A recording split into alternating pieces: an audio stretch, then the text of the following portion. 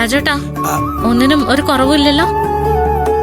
സ്വാമി, നമ്മൾ ചെയ്യാനുള്ളതൊക്കെ ചെയ്തു വെച്ചിട്ടുണ്ട്. ഇനി സ്വാമിമാര് വന്നിട്ട് പറയട്ടെ. അതിവിടെ വെച്ചു. ശരി. നന്ദിനി, സൂര്യ എവിടെ? സൂര്യ സാറ് യതീന്ദ്രൻ സാറിന്റെ അടുത്തുണ്ട്.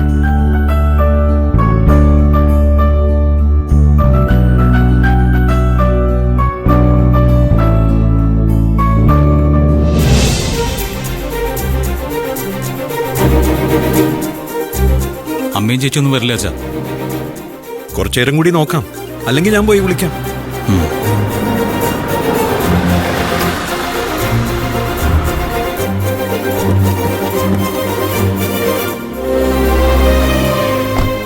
അച്ഛാ, ആരോ വന്നിട്ടുണ്ട്, പോയി നോക്കാം. വാ.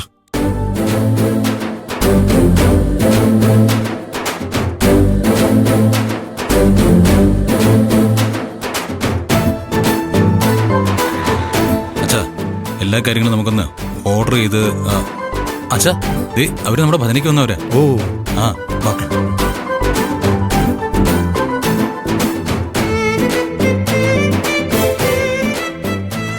നമസ്കാരം അച്ഛാ. ഇത് ദേവദത്തൻ സ്വാമി. സോഷ്യൽ മീഡിയയിലൊക്കെ വളരെ പരിചിതമാണ്. ഇപ്പൊ അതിന്റെ കാലമാണല്ലോ.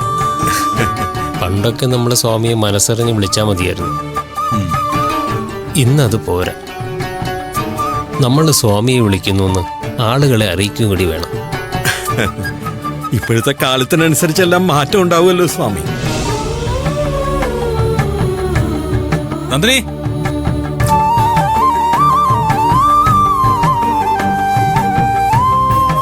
നന്ദിനി, ഇവരൊക്കെ നമ്മുടെ ഭജന സംഘത്തിലുള്ളവരാ. എനിക്കറിയാം, ഞാൻ കണ്ടിട്ടുണ്ട്. ഒരിക്കല് സ്വാമി താന്നിവരമ്മയുടെ നടയിൽ വന്ന് പാടിയിട്ടില്ലേ? അതെ. സ്വാമി ഇതെന്റെ ഭാര്യയാണ്.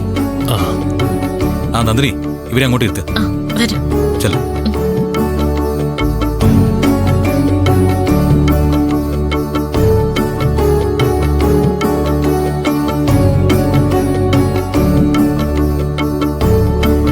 അച്ഛാ, കുറച്ച് കഴിയുമ്പോ ആദിശേഷ തിരുമേനി വരും.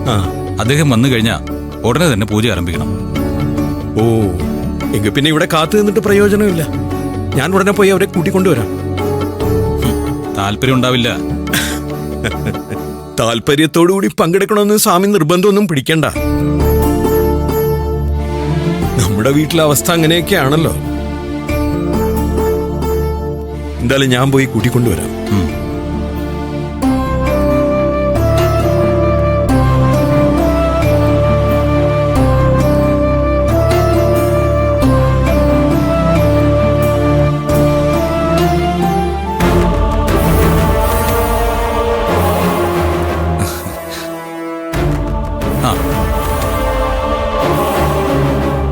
പത്മാൻ്റെയൊക്കെ വരില്ലേ? അമ്മയെ വിളിക്കാൻ അച്ഛൻ പോയിട്ടുണ്ട്. എന്തായിരിക്കും തീരുമാനം എന്നറിയില്ല. എന്നാലും എനിക്ക് നിന്റെ കാര്യത്തിൽ എത്ര ആലോചിച്ചൊരു അത്ഭുതം അവസാനിക്കുന്നില്ല. നന്ദിനെ കൊണ്ട് നിന്നെ ഇത്രയൊക്കെ മാറ്റിയെടുക്കാൻ പറ്റിയല്ലോ. വേറൊന്നും അല്ലടാ, അയാൾ എപ്പോഴും പറയുന്ന ഒരു കാര്യമുണ്ട്. എന്തെങ്കിലും ചെയ്യുകയാണെങ്കിൽ അത് സിൻസിയറായിട്ട് ചെയ്യണമെന്ന്. അയാള് എന്റെ കഴുത്തിൽ മാലയിട്ടപ്പോ അത് ഞാൻ തീരുമാനിച്ചതാ. ഈ കാര്യമെങ്കിലും ആത്മാർത്ഥമായിട്ട് ചെയ്തു തീർക്കണമെന്ന്. അതെന്തായാലും നന്നായി. നന്ദിനി കൂടെ ഉള്ളതുകൊണ്ട് നിനക്ക് ദൈവത്തിന്റെ അനുഗ്രഹം ഉണ്ടാവും. അക്കാര്യത്തിൽ ഒരു സംശയവും വേണ്ട. ഇതിപ്പോ അനുഗ്രഹം കുറച്ചുകൂടെ കൂടും, അത്രേ ഉള്ളൂ. എടാ, അനുഗ്രഹമാണോ നിഗ്രഹമാണോ എന്ന് അമ്മ വരുമ്പോ അറിയാം.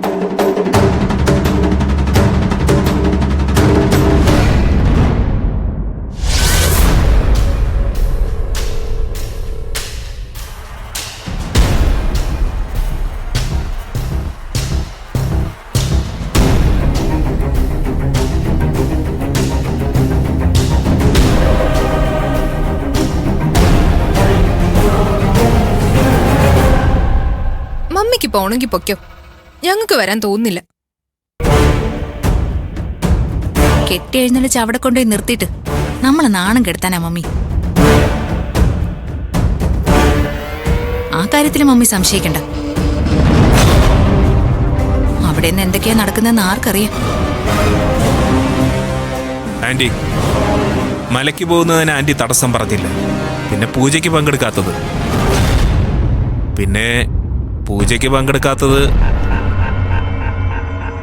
പങ്കെടുത്ത എല്ലാ ചടങ്ങിനും തിരിച്ചടി നേരിട്ടതല്ലേ? പിന്നെ എന്തിനാ ആന്റി വീണ്ടും ഒരു പരീക്ഷണം?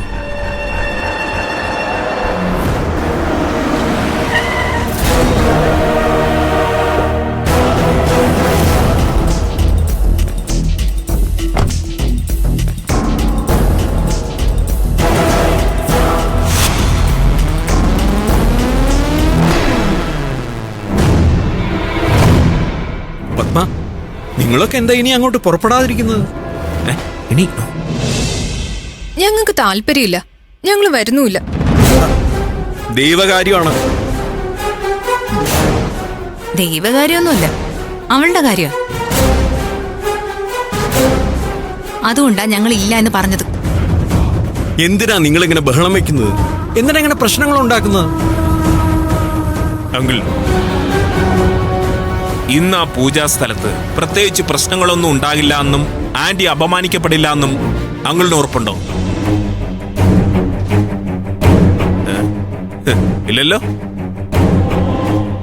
ഇതിനു മുമ്പുള്ള അനുഭവങ്ങളൊക്കെ അങ്ങനെ.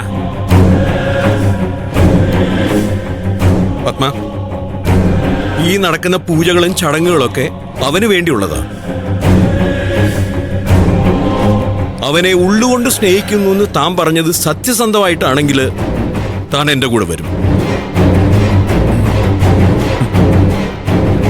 ഇപ്പൊ ഒരു ദൈവവിചാരം ഉണ്ടായതുകൊണ്ട് അവൻ തന്നോടുള്ള മത്സരങ്ങൾ ഒഴിവാക്കുന്നു എന്നൊന്നും ഞാൻ പറയുന്നില്ല. പക്ഷേ ഒരു മകൻ മാറാൻ തുടങ്ങുമ്പോൾ അത് ഏറ്റവും ആദ്യം ഉൾക്കൊള്ളേണ്ടത് അവന്റെ അമ്മയാണ്.